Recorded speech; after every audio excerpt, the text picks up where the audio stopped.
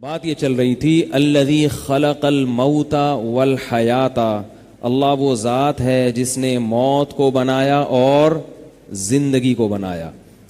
تو اللہ اپنا انٹروڈکشن کروا رہے ہیں کہ تمہاری سمجھ میں اگر اللہ نہیں آتا تو زندگی دیکھ لو، زندگی کسے کہتے ہیں. اتنی عجیب چیز ہے زندگی، اتنی عجیب چیز ہے. ہزاروں سال سائنس نے ترقی کی ہے مگر اب تک زندگی کو ڈیفائن نہیں کر سکی. زندگی پیدا کرنا تو بہت دور کی بات.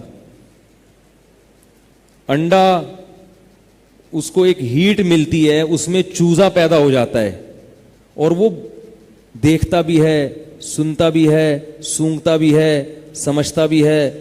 یہ جو حیات ہے نا، زندگی، یہ کیا ہے؟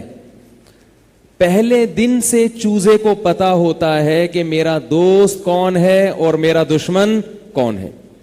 بلی کو دیکھ کے چوزا فوراً ماں کی طرف بھاگتا ہے اور ایک دم گھبرانے لگتا ہے. اسے کس نے بتایا کہ یہ تمہاری دشمن ہے؟ پہلے دن سے احساس. میں نے بتایا نا، روبوٹ کتنی جدید ٹیکنالوجی ہے مگر روبوٹ نہ ہنستا ہے، نہ روتا ہے، نہ سمجھتا ہے. ایک پنجابی دیہاتی عورت تھی، ڈاکٹر کے پاس گئی، پنجابی میں کہنے لگی ککا جو ہے نا روندا ہے، کچھ اس طرح کر کے بولے. تو اس نے کہا بھائی انگلش میں بتاؤ، میں پڑھا لکھا ہوں.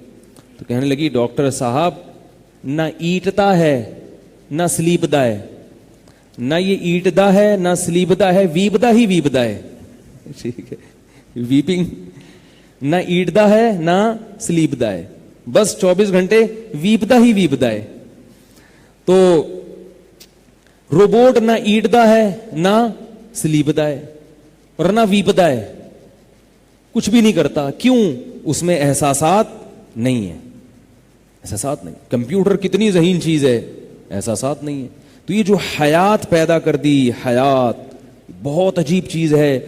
جو لوگ اللہ کا انکار کرتے ہیں ان سے سب سے بڑا سوال یہ ہے کہ روبوٹ جو حیات کے بغیر ہے وہ خود سے نہیں بن سکتا، تو انسان جو روبوٹ سے زیادہ عجیب اور اس میں زندگی بھی ہے، وہ اتفاق سے کیسے وجود میں آ گیا؟ نہ خنجر اٹھے گا نہ تلوار ان سے، یہ بازو میرے آزمائے ہوئے ہیں. ایک شاعر نے اپنے دشمن کے بارے میں کہا کہ اس میرا جو دشمن ہے اس سے نہ خنجر اٹھ سکتا ہے، اس بازو سے نہ تلوار، یہ بازو میرے آزمائے ہوئے. یہ صرف باتیں پھینکنے والے لوگ ہیں، باتیں پھینکنے والے لوگ ہیں. دلائل کی دنیا میں غیر مسلموں کے پاس اپنے برحق ہونے کی کوئی دلیل نہیں ہے. باتیں کرتے رہیں گے، پروپیگنڈا کرتے رہیں گے. مسلمان ایسے ہوتے ہیں، مسلمان دہشت گرد ہوتے ہیں، مسلمان عورتوں کو رسیوں سے باندھ کے رکھتے ہیں، مسلمان عورتوں پہ ظلم کرتے ہیں، ان کے نبی نے 9 سال کی لڑکی سے شادی کر لی، ان کے نبی نے 9 بیویاں رکھ لی. ایسے پھینکتے رہیں گے، پھینکتے رہیں گے. جس سے شادی کی اس کو اعتراض نہیں ہے بھائی. مدعی سست اور گواہ چست، وہ خوش ہیں. وہ کہہ رہی بھائی میں 9 سال میں میری شادی ہوگی، مجھے اس سے اچھا رشتہ مل ہی نہیں سکتا تھا، وہ خوش ہیں. اور اعتراض کس کو ہو رہا ہے؟ غیر مسلموں کو. کیوں کر لی؟ تو شعر یاد رہے گا، نہ خنجر اٹھے گا نہ تلوار ان سے، یہ بازو میرے آزمائے ہوئے ہیں. یہ باتیں کریں گے. وہ دشمن جو ہے نا، شاعر کا جو دشمن تھا بڑی بھڑکیاں مار رہا تھا، بھائی میں تیری ایسی کی تیسی کر دوں گا، بھائی میں یوں کر دوں گا، بھائی میں. تو شاعر کو ڈر ہی نہیں لگ رہا تھا. کسی نے شاعر سے کہا یہ اتنی بڑی بڑی دھمکیاں دے رہا ہے کہ یہ تیرا منہ توڑ دے گا، یہ تیری گردن اڑا دے گا. تو شاعر نے یہ شعر پڑھا، نہ خنجر اٹھے گا نہ تلوار ان سے، یہ بازو میرے آزمائے ہو. تو یہی بات ہے کہ ان کے پاس دلائل ولائل کچھ نہیں ہوتے، ادھر ادھر کی اسلام پہ اعتراضات بس کرتے رہتے ہیں بیٹھ کے. تو اللہ نے الحمد سے لے کے والناس تک جو اپنا تعارف کروایا ہے اس میں اتنی علامتیں اپنے ہونے کی بیان کر دی ہیں کہ ان علامتوں میں سے کس کس کا انکار کرو گے. سورہ رحمان میں تو اللہ کو ایسا جوش آیا، ہر نشانی بتا کے کہا فَبِأَيِّ آلَاءِ رَبِّكُمَا تُكَذِّبَانِ. اے جنات اور انسان، کون کون سی نعمتوں اور نشانی اور قدرتوں کو جھٹلاؤ گے؟ ایک قدرت تھوڑی ہے. انسان کا کی جو باڈی ہے، سر کے بال سے لے کے پاؤں کے ناخن تک، یہ پوری باڈی بھی قدرت کا نمونہ ہے. اس باڈی کا ایک ایک پارٹ اللہ کی قدرت کا نمونہ ہے. یہ جو ہماری انگلیاں ہیں، جو جوائنٹ ہیں، روبوٹ کے اب تک ایسے جوائنٹ بنا نہیں سکا انسان. یہ جو نقلی ہاتھ بنایا نا، نقلی ہاتھ، یہ اتنا ایسے موو نہیں کرتا اب بھی جیسے انسانی ہاتھ. یہ جو جوڑ اللہ نے فکس کیے ہیں. اب دیکھو جو جوائنٹ ہیں یہ ہڈیاں جڑی ہوئی ہیں، کوئی اسکرو ہے، کوئی ایلفی سے جوڑا ہوا ہے ان کو ہے بھائی، کوئی اسکرو سے ٹائٹ کیا ہوا، اسکرو نکل گیا تو ہم میکینک سے لگوا رہے ہیں جا کے، ٹھیک ہے. ایسا عجیب سسٹم. ریڑھ کی ہڈی کے جو مہروں کا سسٹم ہے اتنا پیچیدہ ہے، اس پر کتابیں لکھی گئی ہیں. یہ جو دو مہرے جڑے ہوئے ہوتے ہیں نا ہمارے، اللہ کی بڑی قدرت ہے اس میں. یہ ایسا ہی نہیں ہو گیا اتفاق سے. تبھی ہم یوں بھی دیکھ رہے ہیں، یوں بھی دیکھ رہے ہیں، جھک بھی رہے ہیں، اٹھ بھی رہے ہیں، بھاگ بھی رہے ہیں. ریڑھ کی ہڈی کو کچھ بھی نہیں ہو رہا، ایسے موو کر رہی ہے چاروں طرف. اور کتنے سال تک یہ جوائنٹ سلامت رہتے ہیں. بچہ پیدا ہوا 70-80 سال تک یہ جوائنٹ صحیح رہتے ہیں. پھر بوڑھا ہوتا ہے، جھکنا شروع ہوتا ہے. آج کل جو جلدی جوائنٹ خراب ہوتے ہیں وہ اپنی حماقتوں سے ہوتے ہیں. کولڈ ڈرنک پی پی کے، گٹکے کھا کھا کے، اور معلوم نہیں بیٹھتے صحیح نہیں ہے، کمپیوٹر پہ بیٹھے رہیں گے گھنٹوں گھنٹوں غلط نشست کے ساتھ، تو وہ خراب ہو جاتے ہیں. ورنہ قدرت کی سیٹنگ میں خرابی نہیں ہے. تو اللہ نے الحمد سے لے کے والناس تک اپنا تعارف کروایا کروایا کروایا، اور تعارف کروا کے ادھورا نہیں چھوڑ دیا. یہ نہیں فرمایا کہ بس یہ میرا تعارف ہے، میں ایسا ہوں. تو اچھا اللہ تو ہے بھی، اور تو بہت اپنے بندوں پر احسان کرنے والا بھی ہے، تو بہت طاقتور بھی ہے، تیرا علم بھی کامل. اب کیا کریں ہم بھائی، اب کیا کریں؟ جیسے بعض دفعہ کوئی ہوتا ہے نا، ایک آدمی کوئی شو مار رہے ہوتے ہیں نا اسکولوں میں لڑکے، یار میرے ابا ایس ایچ او ہیں، میرے ابا ڈی ایس پی ہیں. تو کہیں ہوں گے تو میں کیا کروں، مجھے کیوں بتا رہا ہے بھائی. لوگ کہتے ہیں نا بھائی تیرے ابا ڈی ایس پی ہیں، تیرے ابا یہ ہیں، تیرے ابا وہ ہیں. ہمارے اسکول میں ایک کلاس فیلو تھا، وہ اپنے دادا کے فضائل سناتا رہتا تھا بیٹھ کے. میرے دادا اتنے بڑے شکاری تھے، اتنے بڑے شکاری تھے. ابھی بھی ہے، کبھی ملے گا تو آپ کو بیان میں زیارت کرواؤں گا اسے. اور اب تک اپنے موقف پر قائم ہے. تو وہ کہتا تھا میرے دادا اتنے بڑے شکاری تھے، اتنے بڑے شکاری تھے. اسکول میں 8ویں کلاس کی بات بتا رہا ہوں، ہم جب 8ویں کلاس میں تھے اس وقت یہ واقعہ سناتا تھا وہ، کہ میرے دادا اتنے بڑے شکاری تھے، انہوں نے لاٹھی سے شیر مارا تھا. پھر وہ واقعہ بھی بتاتا تھا کہ شیر نے ان کے اوپر حملہ کیا، ان کی لمبی لاٹھی تھی، بانس آگے سے نوکیلی تھی، انہوں نے شیر کے منہ کی طرف کر دیا.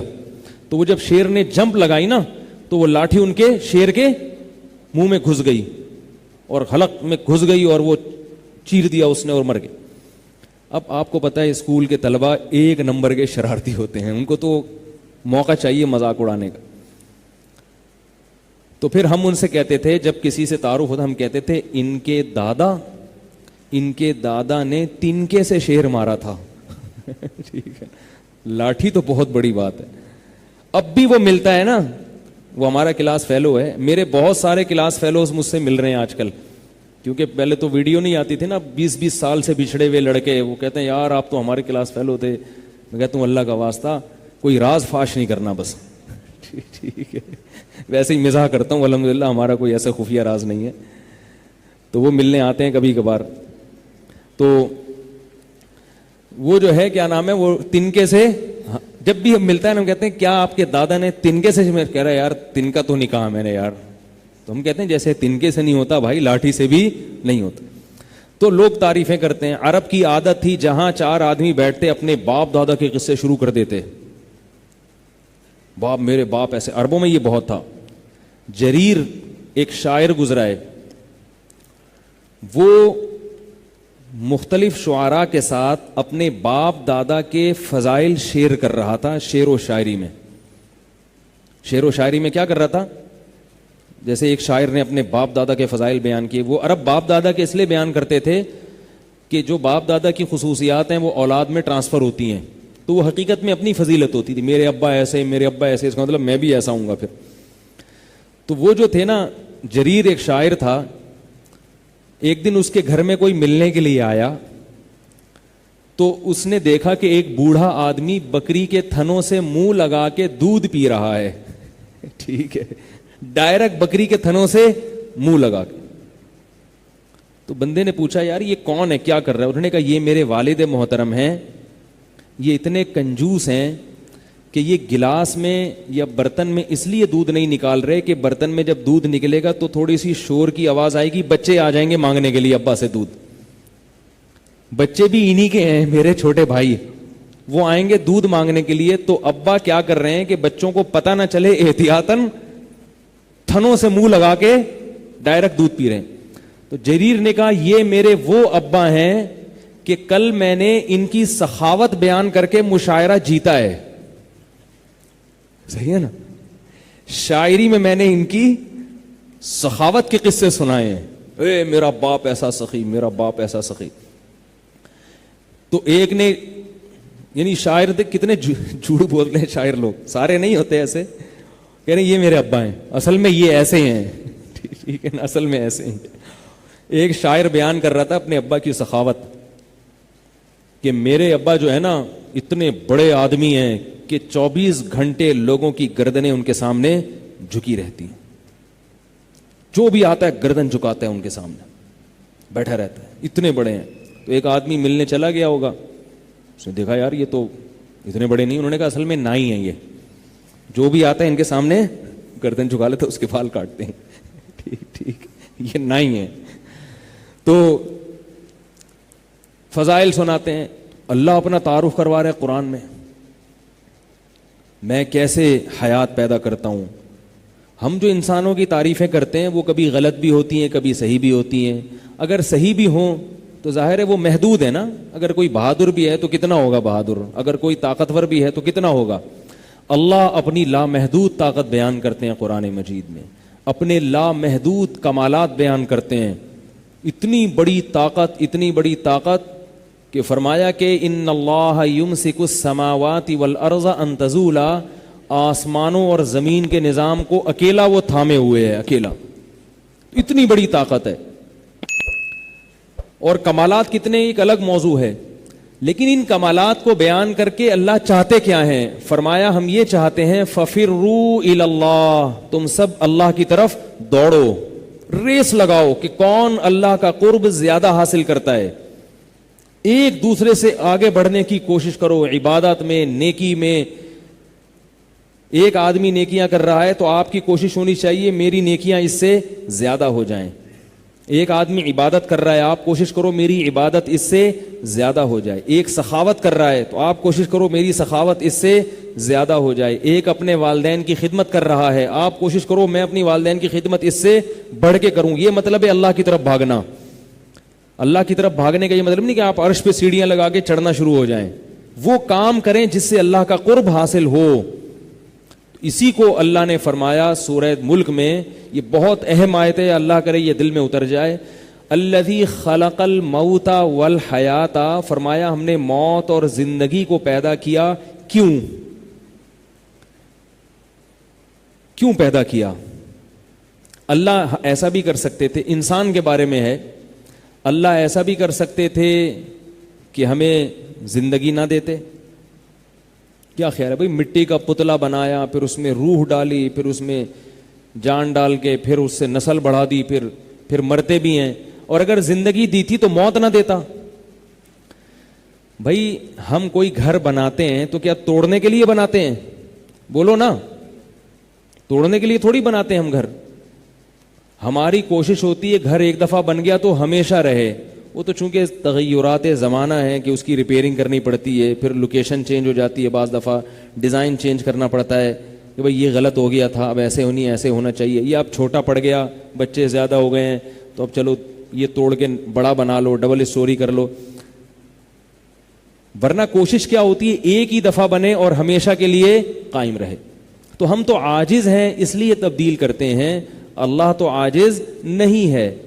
اس نے ہمیں بنایا, زندگی دے دی, اتنی قدرت سے, طاقت سے اور اپنے کمال سے بنایا, تو اب بنا کے وہ ہمیں مارتا کیوں ہے؟ بھائی ہمیشہ کے لیے بھی تو بنا سکتا تھا نا, وہ اس کے لیے کیا مشکل تھا؟ کیا خیال ہے بھائی؟ غلط تو نہیں کہہ رہا نا میں, بناتے کہتے چلو بس موج کرو, زندہ رہو ہمیشہ. تو اللہ نے اس کا جواب دے دیا, فرمایا حیات بھی پیدا کی اور موت بھی. کیوں؟ لیبلوکم, تاکہ وہ تمہیں آزمائے.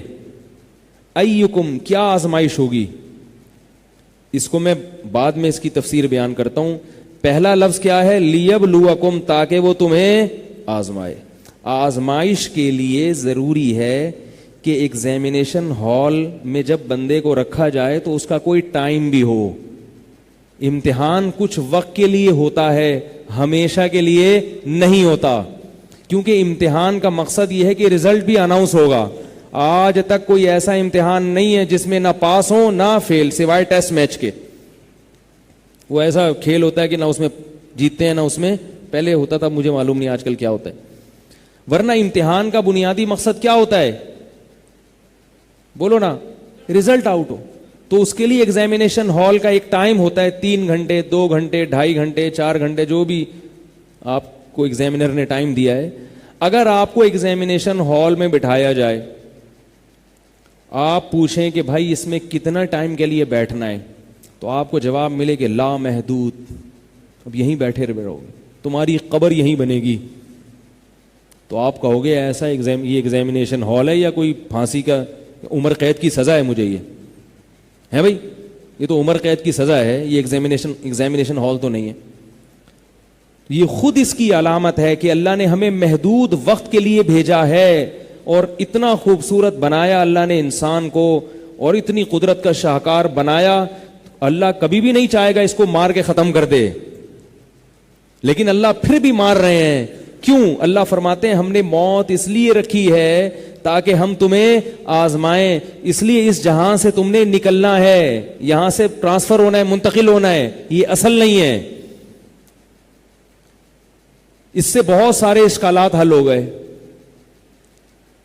ایک صاحب تھے، میں گلشن اقبال میں رہا کرتا تھا، ان کا ایک ہی بیٹا تھا، ایک ہی بیٹا. اب پتہ نہیں وہ فیملی پلاننگ والوں کے مشورے کی وجہ سے ایسا ہوا تھا یا قدرت نے ان کو بیٹا ہی ایک دیا. بہرحال ایک بیٹا تھا ان کا، پڑھایا لکھایا. ظاہر ہے ماں باپ کا جب ایک اور اکلوتا ہو تو کتنی محنت کی ہوگی انہوں نے کہ بھائی اب سب کچھ اسی کو بناؤ. محنت کر کے اس کو انجینئر بنایا یا MBA کروایا، مجھے یاد نہیں ہے. ملٹی نیشنل کمپنی میں اس کی جاب لگ گئی. پہلا دن تھا. تو اب ظاہر ہے ماں باپ نے ساری زندگی جو محنت کی تو اس محنت کا صلہ اب والدین کو نظر آ رہا ہے نا کہ اتنی بڑی کمپنی میں ہمارے بیٹے کی جاب لگ گئی ہے اور مہینے کے بعد سیلری آنا شروع. پہلا دن تھا. آپ کو یاد ہے 6-7 سال پہلے کراچی میں بے تحاشا بارشیں ہوئی تھیں، بے تحاشا بارشیں ہوئی تھیں، پورا مہینہ ہوتی رہی تھیں. تو وہ شاہ فیصل کالونی میں کہیں جاب کرتا تھا. واپس جب وہ لڑکا آ رہا تھا، پہلا دن اس کا، کتنے خوشی خوشی ماں باپ انتظار کر رہے ہوں گے. جب واپس آ رہا تھا تو شارع فیصل پہ گاڑی میں پانی بھر گیا. پانی اتنا زیادہ جمع ہو گیا تھا، گاڑیاں پانی میں ڈوب گئی تھیں. اس دوران بجلی کی ایک تار گری ہے، اس میں کرنٹ تھا، اور وہ پانی سے کرنٹ، پانی کا کرنٹ تو بہت خطرناک ہوتا ہے، وہ اس لڑکے کو لگا اور آن دا اسپاٹ اس کی ڈیتھ ہو گئی، مر گیا وہ. میں چونکہ ان کے قریب ہی رہتا تھا تو اب لوگ پریشان، یار یہ کیا ہو گیا، بچہ مر گیا، ماں باپ کا اکلوتا اور ساری زندگی اس کو، آج تو پھل کھانے کا وقت آیا تھا. مجھ سے کسی نے یہ سوال کیا کہ ایسا کیوں ہوتا ہے؟ میں نے کہا ایسا اس لیے ہوتا ہے کہ اللہ نے اس بچے کو ڈاکٹر بننے کے لیے یا کمانے کے لیے پیدا نہیں کیا تھا. اگر اللہ نے اس کو کمانے کے لیے پیدا کیا ہوتا تو جب تک وہ اچھی طرح کما نہ لیتا اللہ اسے موت نہ دیتے، بلکہ کمانے کے بعد بھی موت نہ دیتے. کیونکہ جب کمانا شروع کیا تو زندگی کا جب مقصد حاصل ہو گیا، اب تو زندگی شروع ہوئی ہے اس کی. کیسے سمجھائیں یار، کیسے سمجھائیں؟ یہ باتیں اوپر اوپر سے سمجھ میں آ رہی ہیں، ہمارے دل میں نہیں اترتی. اللہ نے کمانے کے لیے پیدا کیا ہوتا تو جب تک 4-5 تنخواہیں اس کی جیب میں نہ آ جاتی اللہ اسے موت نہ دیتا. اللہ نے اگر یہ کہا ہوتا قرآن میں کہ میں تمہیں اس لیے پیدا کرتا ہوں تاکہ تم ڈاکٹر بنو، تو آپ میڈیکل کالج میں اگر درمیان میں مر جاتے تو سوال ہوتا ہے اللہ ابھی تو آدھا پڑھا ہے، 2 سال کی فیسیں تو ضائع ہو گئی ہیں. بھائی ماں باپ نے 2 سال فیسیں بھری اور یہ مر گیا، تو یہ تو ایک قسم کا ظلم ہے نا. اللہ مارنا تھا تو فیس بھرنے سے پہلے ہی مار لیتا. 4 سال MBBS کر لیے، فیسیں بھر لی، پرائیویٹ لاکھوں روپے خرچ ہو گئے، ہاؤس جاب بھی کر لی، اب کلینک کھول کے علاج معالجے کا وقت آیا تھا, مر گیا. تو یہ کیا عجیب نظام ہے, یہ تو پھر اللہ کا نظام بڑا عجیب ہو گیا نا بھائی. معاذ اللہ معاذ اللہ, یہ تو اندھیر نگری ہے, اندھا قانون ہے. ایک آدمی اتنی محنت کر کے پڑھ لکھ کے بڑا ہوتا ہے, وہ مر جاتا ہے, اور جس کو کچھ بھی نہیں آتا وہ اس سے زیادہ پیسے کما لیتا ہے. کیا خیال ہے؟ تو یہ اس لیے ہمیں اشکالات ہوتے ہیں کہ اللہ تعالیٰ نے نہ کمانے کے لیے پیدا کیا, نہ شادیاں کرنے کے لیے پیدا کیا. یہ بھی بتا دوں, مقصد حیات یہ نہیں ہے. نہ اللہ تعالیٰ نے, پھر وہ الگ بات ہے کہ جیسے کمانے کے لیے پیدا نہیں کیا مگر کمانا ضرورت ہے نا, تو ایسے ہی پیدا تو اللہ نے شادیوں کے لیے بھی نہیں کیا, لیکن ضرورت وہ بھی ہے. تو ہم یہی کہتے ہیں کہ جو وہ اس سے زیادہ ضرورت ہے, کمانے سے زیادہ ضرورت ہے, وہ پھر الگ موضوع ہے, پھر کبھی لے کے چلیں گے انشاءاللہ. تھوڑا سا ٹچ تو آ جاتا ہے نا کبھی کبھار. اچھا خیر, تو اللہ تعالیٰ نے پیدا کیوں کیا تو یہ اللہ ہی بتائیں گے نا. آپ پوری دنیا میں سروے کرو, اللہ کی قسم کسی کے پاس اس سوال کا جواب نہیں ہے کہ ہم پیدا کیوں ہوئے ہیں. نہ اوباما کے پاس اس کا جواب ہے, نہ ڈونلڈ ٹرمپ کے پاس اس کا جواب ہے, نہ اقوام متحدہ کے پاس اس کا جواب ہے, نہ امریکہ کے سفیر کے پاس اس کا جواب, نہ سائنسدانوں کے پاس اس کا جواب, نہ ڈاکٹروں کے پاس اس کا جواب. ڈاکٹر کہے گا میری جو پیدائش ایکچولی لوگوں کا علاج کرانے کے لیے ہوئی ہے, وہ یہ کہے گا. سائنسدان کہے گا, ایڈیسن سے پوچھتے, وہ کہتا ہے مجھے اللہ نے بلب ایجاد کرنے کے لیے پیدا کیا ہے بھائی اللہ نے. تو ہم اس سے پوچھیں گے کہ اگر بلب ایجاد کرنے کے لیے اللہ نے تمہیں پیدا کیا تو پھر تمہیں بلب ایجاد کرنے سے پہلے موت سے بچنے کی کوشش نہیں کرنی چاہیے تھی, کیونکہ تمہیں تو پھر گارنٹی ہونی چاہیے اللہ کی طرف سے کہ تم جب تک بلب ایجاد نہیں کرو گے تم مرو گے نہیں. تو تم تو بڑی احتیاطیں کرتے تھے کہ یار یہ بلب کا کرنٹ کہیں مجھے ہی نہ لگ جائے. اگر ایڈیسن نے بلب ایجاد کیا ہوتا اور وہ ہمارے سامنے بلب آنے سے پہلے اسی بلب سے کرنٹ لگ کے ایڈیسن کی موت واقع ہو جاتی تو یہ بلب ہم تک پہنچتا.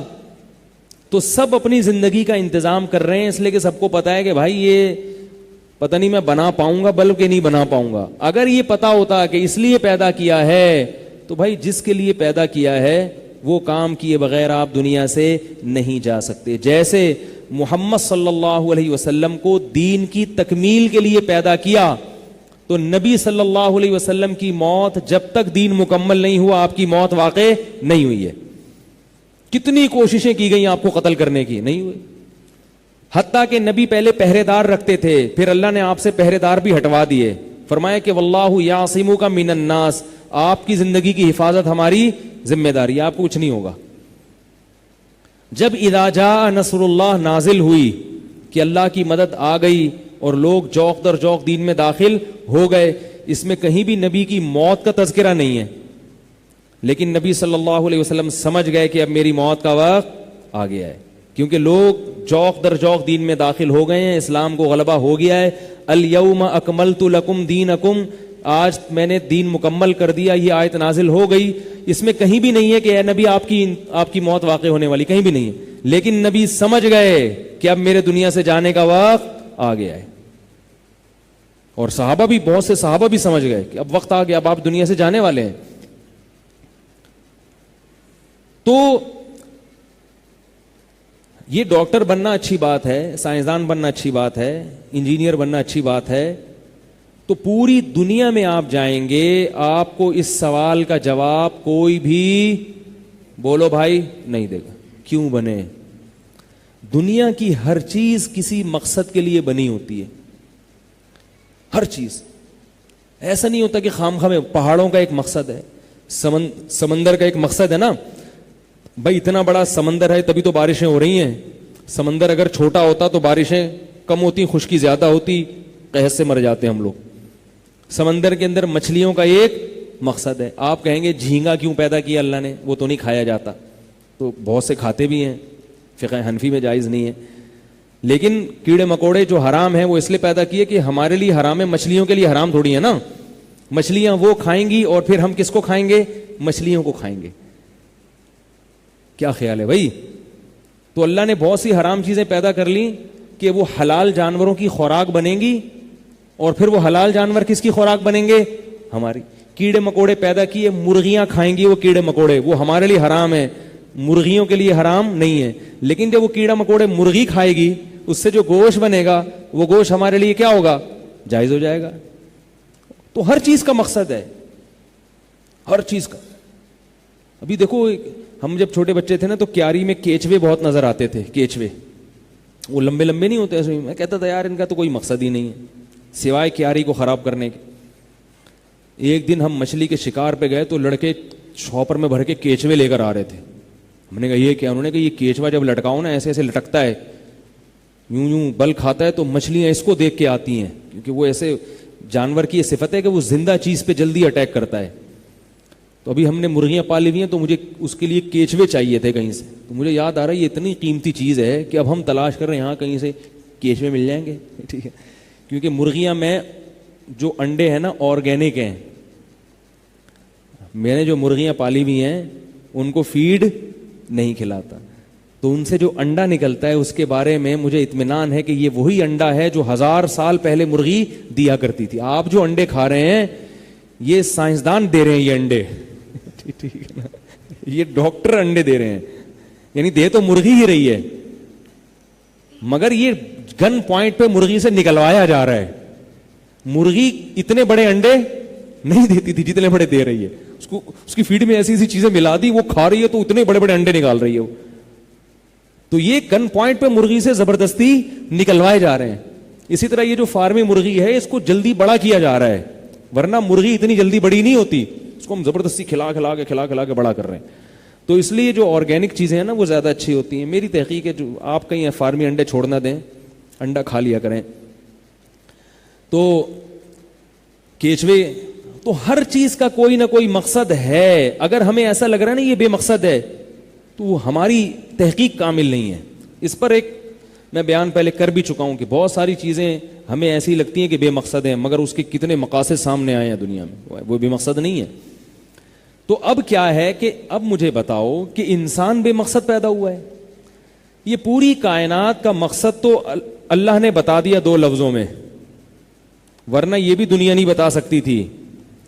ہم تو تحقیق کرتے رہتے, ہمیں تو صرف سورج کا پتہ ہے کہ اس مقصد کے لیے پیدا ہوا. بہت سے ستاروں کا ہمیں علم نہیں ہے کہ کیوں بنائے اللہ نے, لیکن اللہ نے قرآن مجید میں بتایا وَسَخَّرَ لَكُم مَّا فِي السَّمَاوَاتِ وَمَا فِي الْأَرْضِ جَمِيعًا مِّنْهُ, فرمایا جو کچھ آسمانوں میں ہے, جو کچھ زمینوں میں ہے, یہ جتنی بڑی بڑی کہکشائیں ہیں, یہ سب, اور زمین اور اس کے اندر جو کچھ ہے سب کا سب, جمیعاً تمام کا تمام, منہ اللہ نے اپنی طاقت اور قدرت سے, سخر لکم اے انسان تمہارے کام میں لگا دیا ہے. اس کائنات میں اگر ایک چیز بھی کم کر دو نا تو کائنات کا بیلنس آؤٹ ہو جائے گا. یہ جو بڑی بڑی کہکشائیں ہیں نا جو ہم لگتا ہے یار ہمارے کس کام کی, کچھ ہے, اس کا بھی کوئی مقصد ہے. وہ ایک مربوط کائنات بنائی ہے, اس پوری کائنات کی آپس میں رشتہ داری ہے, یہ ایک دوسرے سے الگ نہیں ہے, رشتہ داری ہے. ایک چیز کو دائیں بائیں کرو گے پورا سسٹم آؤٹ ہو جائے گا, پورا سسٹم آؤٹ ہو جائے گا. اس کی مثال ایسے, پرنسپل صاحب کی کرسی آپ نے غائب کر دی, اب ایک چیز ہٹائیے, پرنسپل صاحب کو بیٹھنے کی جگہ نہیں مل رہی تو انہوں نے ایک طالب علم کی کرسی لے کے رکھ لی. اب وہ طالب علم جب آئے گا تو وہ کیا کرے گا, اس نے کیا کیا, چپڑاسی کا اسٹول لا کے رکھ لیا. اب چپڑاسی جب ہوئے, اس کو کوئی جگہ نہیں مل رہی, اس نے کیا کیا کہ وہ جو ہے وہ جو کوئی ٹیچر دوسری کلاس کے تھے ان کی سیٹ لا کے رکھ لی. تو وہ اب یہ چکر چل گیا, اب یہ ختم نہیں ہوگا, یہ گھومتا رہے گا, سارا نظام برباد ہو جائے گا. تو ایسا توازن کائنات میں قائم ہے کہ یہ دائیں بائیں نہیں ہو سکتا. تو میں یہ عرض کر رہا تھا کہ سخر لکم, یہ پوری کائنات اللہ نے کس کے لیے بنائی؟ بولو بھائی, ہمارے لیے. اور مشاہدہ بھی ہے یہ, ہم جب چاہتے ہیں اس کائنات کی جس چیز سے چاہتے ہیں فائدہ اٹھاتے ہیں, اس کے لیے ہمیں کسی اور مخلوق سے پرمیشن کی ضرورت نہیں ہوتی. ایک دوسرے کی چیزیں استعمال کریں گے تو ایک دوسرے سے پرمیشن لینی پڑتی ہے, ایکسکیوز می کہنا پڑتا ہے کہ یار سر میں آپ کی بائک لے جا سکتا ہوں, سر میں آپ کی ٹوپی استعمال کر سکتا ہوں, سر آپ تھوڑی دیر کے لیے اپنا پرس مجھے دے دیں گے, ٹھیک ہے, اس میں سے کچھ پیسے نکالنے میں. تو ہر چیز کی ہمیں کیا چاہیے؟ پرمیشن. لیکن جب اس انسان کے علاوہ کوئی چیز ہم استعمال کرتے ہیں اس کے لیے پرمیشن نہیں چاہیے, اس کے لیے پرمیشن نہیں چاہیے. ہاں کسی انسان کے قبضے میں وہ آ گئی تو وہ ایک الگ بات ہے.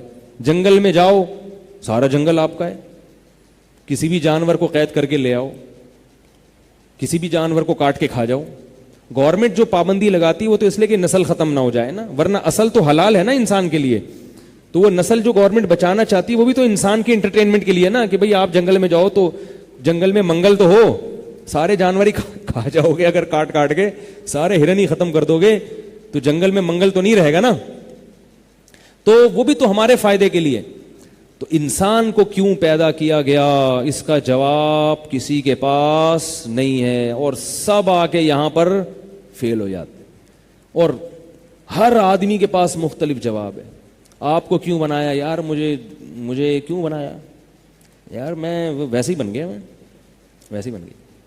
بھائی ویسے ہی بن گئے, آپ کا گھر ویسے ہی نہیں بنا, وہ رہنے کے لیے بنا ہے. آپ کی گاڑی سواری کے لیے بنی ہے, آپ جس بائک پہ بیٹھ کے جاتے ہیں وہ یہاں سے وہاں پہنچانے کے لیے بنی ہے. آپ کا جو ناک پہ چشمہ رکھا ہوا ہے وہ دیکھنے کے لیے بنا ہے بھائی. آپ نے جو کپڑے پہنے ہوئے ہیں وہ زینت کے لیے بنے ہیں. کوئی بھی چیز آپ کے جسم پہ ایسی نہیں ہے جو بے مقصد ہو, تو آپ بے مقصد ہیں, آپ ویسے ہی ہیں بھائی. عجیب سی بات ہو گئی یار, جتنا سوچو اس پہ کم ہے. یاد رکھو غیر مسلم یہی کہتے ہیں, کوئی وجہ نہیں ہے, ویسے ہی بن گئے, تبھی وہ اپنی منمانی زندگی گزارتے ہیں. تو جس رب نے ہمیں بنایا اس نے یہ بھی بتایا کہ کیوں پیدا کیا, اور یہ بھی بتایا کہ اس جو میں نے ریزن بتائی ہے کہ کیوں پیدا کیا اس کی دلیل کیا ہے. اگر امتحان کے لیے پیدا نہ کیا ہوتا تو موت نہ ہوتی, ہمیشہ کے لیے پیدا کرتا تمہیں, موت نہ ہوتی. لیبلوکم, اللہ تو کوئی دلیل نہ بھی دے تو بھی اس کی بات ماننی چاہیے نا, کیونکہ جس نے بنایا وہ خود ہی بتائے گا نا. بھائی گھڑی جس نے بنائی, جو سائنسدان گھڑی بنائے گا تو سب سے پہلے وہ اس کا تعارف کروائے گا نا, بھائی یہ کیوں بنائی ہے, وہ تعارف کروائے گا نا سب سے پہلے, تو اسی کے تعارف کو مانا جاتا ہے. تو اللہ نے کیا فرمایا, لیبلوکم, تاکہ وہ تمہیں آزمائے. تو پہلا مسئلہ حل ہو گیا, ہم کیوں بنے ہیں, ہم کیوں بنے. باقی ہمارا کھانا یہ مقصد حیات نہیں ہے, ہمارا پینا یہ مقصد حیات نہیں ہے, نسل بڑھانا یہ مقصد حیات, بولو نا بھائی, نہیں ہے. چلنا پھرنا, دوڑنا, ایکسرسائز کرنا, صحت کی حفاظت کرنا یہ مقصد حیات نہیں ہے. اس کی مثال ایسے ہے کہ جیسے آپ نے ہدف بنایا کہ میں نے کراچی سے ٹرین میں بیٹھ کے, یا میں نے کراچی سے لاہور پہنچنا ہے. لاہور آپ کو انوائٹ کیا ہے کسی شادی میں یا کسی ولیمے میں یا ویسے ہی کوئی بھی تقریب ہو رہی ہے. اب آپ کا مقصد کیا ہے, بھائی فلاں تاریخ سے پہلے کہاں جانا ہے, لاہور پہنچنا ہے. یہ مقصد ہو گیا آپ کا. اب اس مقصد کے حصول کے لیے بہت سارے ذرائع آئیں گے درمیان میں, بہت ساری ضرورتیں ہوں گی آپ کی. اس میں ایک ضرورت یہ بھی ہے کہ آپ بیمار نہ ہوں. بیمار آدمی سفر نہیں کر سکتا. ایسا ہی ہے نا, بیمار ہو گیا یار, ٹرین میں نہیں بیٹھ سکو گے, جہاز میں نہیں اڑ سکو گے, وہ بخار چڑھا ہوا ہے. تو آپ احتیاطاً, اگر آپ کو بخار ہے تو آپ کوشش کرو گے جلدی سے ٹھیک ہو جائے تاکہ میں سفر کر سکوں. اب آپ پیناڈول لینے جا رہے ہو, ڈاکٹر کو دکھا رہے ہو, ڈاکٹر صاحب مجھے پرسوں تک لاہور پہنچنا ہے تو پلیز کوئی ٹیکا شیکا لگا دیں تاکہ میرا بخار جلدی سے ٹھیک ہو جائے. اب یہ ٹیکا لگانا مقصد ہے, ہاں یہ مقصد تک پہنچنے میں معاون اور مددگار ہے. اسی طرح بعض دفعہ ایسا ہو, آپ کھانا بھی پیک بھی کرو گے اپنے ساتھ, یار راستے کے کھانے کا کوئی بھروسہ نہیں ہے, اور اگر راستے میں کھانا ہے تو اتنے پیسے رکھو گے کہ ہوٹل میں راستے میں کھانا کھا سکوں. پھر کھانا بھی آپ ایسا نہیں کھاؤ گے جو بدہضمی ہو جائے.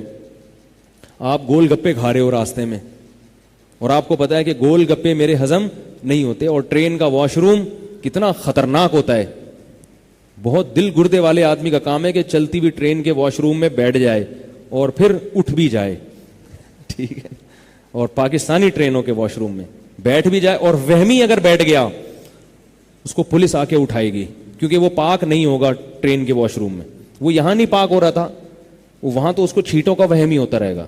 تو وہمی کو تو پیمپر باندھ کے لے جائیں بھائی, ٹرین کے واش روم میں نہ جانے دیں اس کو.